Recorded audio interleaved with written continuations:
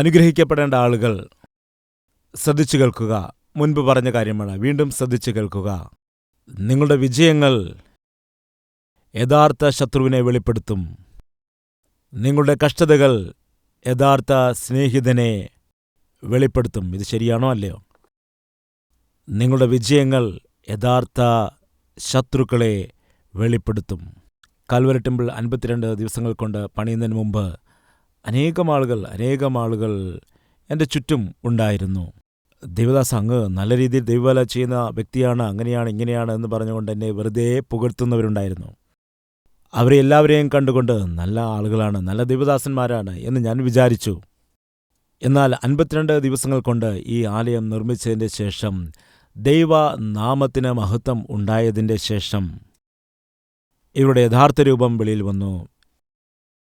ഇവർ സ്നേഹത്തിൻ്റെ മറവിൽ, ദൈവവേല ചെയ്യുന്നതിൻ്റെ മറവിൽ, ദൈവദാസൻ എന്നുള്ളതായ പേരിൻ്റെ മറവിൽ ഇവർക്കെത്ര അസൂയയുണ്ടെന്നും ഇവർ എത്രയോ കാപട്യമുള്ളവരായി പെരുമാറുന്നു എന്നും തിരിച്ചറിഞ്ഞപ്പോൾ ഞാൻ വേദനിച്ചു. പ്രിയ സഹോദര സഹോദരികൾക്കു, നിന്റെ കുടുംബത്തിൽ നീ അനുഗ്രഹങ്ങൾ പ്രാപിച്ചെടുക്കുമ്പോൾ, നിന്റെ വിദ്യാഭ്യാസവും ജോലിയും ഉയർന്നു വരുന്നതായ സമയത്ത്, നിന്റെ സഭ അനുഗ്രഹിക്കപ്പെടുമ്പോൾ, ദൈവവേല നിന്നിൽ കൂടി മഹത്വപ്പെടുന്ന സമയത്ത് കേൾക്കുക, നിന്റെ യഥാർത്ഥ ശത്രുക്കൾ വെളിയിൽ വരും.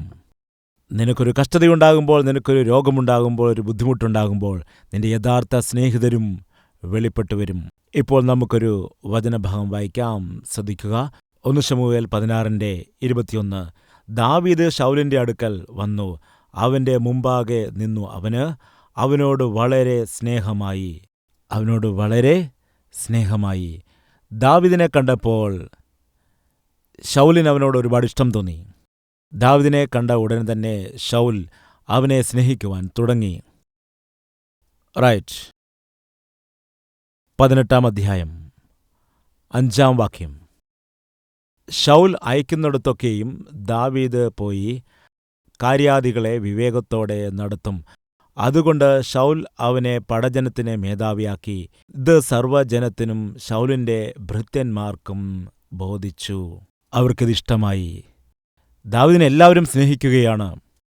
ശൗലും ഇഷ്ടപ്പെട്ടു. അതുകൊണ്ടാണ് ദാവീദിനെ കണ്ട ഉടനെ തന്നെ തന്റെ ആയുധവാഹകനായിട്ട് ശൗൽ തിരഞ്ഞെടുക്കപ്പെടാനിടയായത്. 16 അധ്യായം 21 വാക്യം ഒരിക്കൽ കൂടി ഞാൻ വായിച്ചു തരാം. ശൗലിന് അവനോട് വളരെ സ്നേഹമായി. അവനെ അവന്റെ ആയുധവാഹകൻ ആക്കി.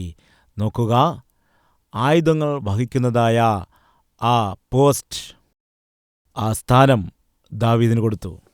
അതായത് ശൗലിന്റെ അടുത്ത് തന്നെ ദാവീദ് ഉണ്ടായിരിക്കണം. എൻ്റെ അടുക്കൽ നിൽക്കുക, എൻ്റെ ആയുധങ്ങൾ വഹിക്കുക എന്ന് പറഞ്ഞ് ചേർത്ത് നിർത്തിയിരുന്നു. കാരണം ദാവീദിനെ ശൗലിന് വളരെ ഇഷ്ടമായിരുന്നു. അതുതന്നെയല്ല, ദാവീദിന്റെ ജീവിത രീതിയെല്ലാം കണ്ടതിന് ശേഷം ദാവീദിനെ എന്താണ് ചെയ്തത്? യോദ്ധാക്കന്മാരുടെ എല്ലാം മേധാവിയാക്കി മാറ്റി. ആ ആർമിയുടെ മേൽ അധികാരിയാക്കി മാറ്റി പ്രമോഷൻ കൊടുത്തു. എന്തുകൊണ്ടെന്നാൽ ഞാൻ പറയുന്ന എല്ലായിടത്തും അവൻ പോകുന്നുണ്ട്, എന്നെ അനുസരിക്കുന്നുണ്ട്, ഞാൻ പറയുന്ന ജോലികളെല്ലാം ചെയ്യുന്നുണ്ട്. യുദ്ധത്തിന് പോകാൻ പറഞ്ഞാൽ യുദ്ധത്തിന് പോകുന്നു. അങ്ങനെ ശൗൽ വളരെ സന്തോഷത്തോടെ ദാവീദിനെ ഉയർത്തി. ഇപ്പോൾ ദാവീദിന് ഉയർച്ച ലഭിച്ചു. ഗോലിയാത്തിനെ കൊല്ലുകയാണ്. ഗോലിയാത്തിനെ കൊന്നതിന് ശേഷം ഗോലിയാത്തിന്റെ തലയുമായി ദാവീദ് പട്ടണത്തിലേക്ക് പ്രവേശിച്ചപ്പോൾ എന്താണ് സംഭവിച്ചത്? 18 അധ്യായം 6-7 വാക്യങ്ങൾ. ദാവീദ് ഫിലിസ്ത്യനെ സംഹരിച്ച ശേഷം അവർ മടങ്ങിവരുമ്പോൾ ഇസ്രായേലിയ പട്ടണങ്ങളിൽ നിന്നൊക്കെയും സ്ത്രീകൾ പാടിയും നൃത്തം ചെയ്തും കൊണ്ട് തപ്പും തമ്പുരുവുമായി സന്തോഷത്തോടുകൂടി ശൗൽ രാജാവിനെ എതിരേറ്റു ചെന്നു. സ്ത്രീകൾ വാദ്യഘോഷത്തോടെ ഗാനപ്രതിഗാനമായി ശൗൽ 1000 കൊന്നു, ദാവീദോ 10,000 എന്ന് പാടി. അപ്പോൾ ശൗൽ ഏറ്റവും കോപിച്ചു. ഈ വാക്ക് അവന് അനിഷ്ടം ആയി.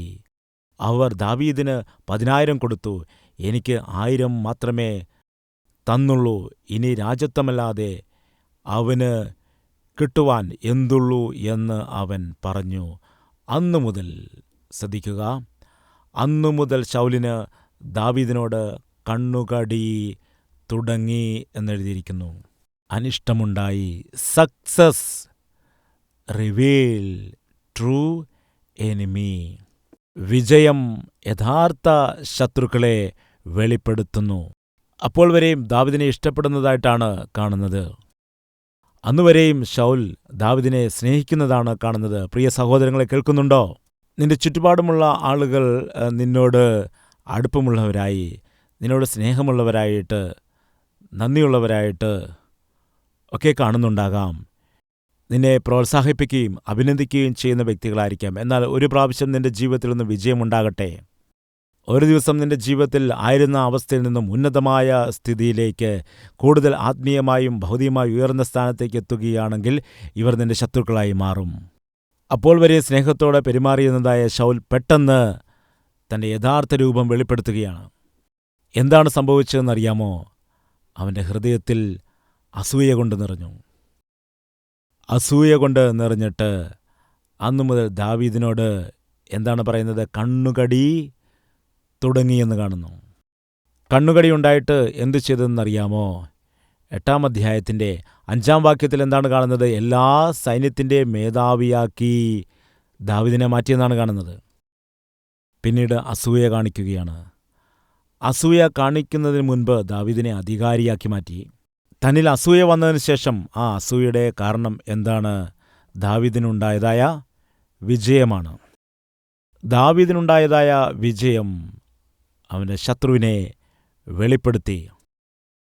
ശൗൽ വളരെ ദുഷ്ടതയോടെ പ്രവർത്തിച്ച സമയത്തും ദാവീദ് ഒരിടത്ത് പോലും അവനെതിരായി തിരിയുന്നതായിട്ട് കാണുവാൻ കഴിയുന്നില്ല. കാരണം എവിടെ ബ്രേക്ക് ചെയ്യണമെന്നും എവിടെ മുൻപോട്ട് പോകണമെന്നും ദാവീദിനറിയാം. ദാവീദ് എവിടെയും വായ് തുറന്നില്ല. കാരണം അറിയാമോ? ദൈവത്തിൻ്റെ ആത്മാവ് അവനിൽ ഉണ്ടായിരുന്നു. ഇങ്ങനെ അത്ഭുതകരമായ ആത്മീയ ജീവിതം നമുക്കും നേടിയെടുക്കാം. വരൂ, നമുക്കെല്ലാവർക്കും കർത്താവിൻ്റെ സന്നിധിയിൽ ഒരുമിച്ച് ഇപ്പോൾ പ്രാർത്ഥിക്കാം.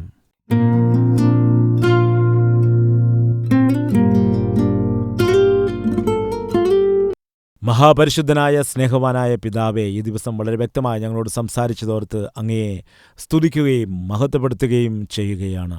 വിലയേറിയതായ ആത്മീയ പാഠങ്ങൾ പറഞ്ഞു തന്ന് ഞങ്ങളുടെ ജീവിതങ്ങളെ സ്വാധീനിച്ചതോർത്ത്, ശ്രേഷ്ഠമായ ആത്മീയ കാര്യങ്ങൾ പഠിപ്പിച്ചതോർത്ത് അങ്ങയെ സ്തുതിക്കുകയും മഹത്വപ്പെടുത്തുകയും ചെയ്യുകയാണ്. ഇന്നു മുതൽ ഏത് രീതിയിലാണ് ഞങ്ങൾ സംസാരിക്കേണ്ടത് എന്നുള്ള കാര്യങ്ങൾ എല്ലാം ഞങ്ങളെ നീ വ്യക്തമായി പഠിപ്പിക്കണമേ. ഞങ്ങളുടെ ചുറ്റും ഞങ്ങളെ വെറുക്കുകയും ഞങ്ങളുടെ അസൂയ കാണിക്കുന്നതായ ആളുകൾ ഉണ്ടായിരിക്കുമ്പോഴും കർത്താവേ, ആത്മീയതയുള്ളവരായി ജീവിച്ചെങ്കിൽ മാത്രമേ ഞങ്ങൾക്ക് ശത്രുവിനെ ജയിക്കാൻ കഴിയൂ എന്നും മൗനമായി സഹിക്കുന്നത് കൊണ്ട് മാത്രമേ കൃപ ലഭിക്കുകയുള്ളൂ എന്നുള്ള വാസ്തവത്തെ മറന്നു പോകാതെ അതനുസരിച്ച് ഇന്നു മുതൽ ജീവിക്കുവാനുള്ളതായ കൃപ ഞങ്ങൾക്ക് നൽകണമെന്ന് യേശുക്രിസ്തുവിന്റെ നാമത്തിൽ അപേക്ഷിക്കുന്നു പിതാവേ. ആമേൻ.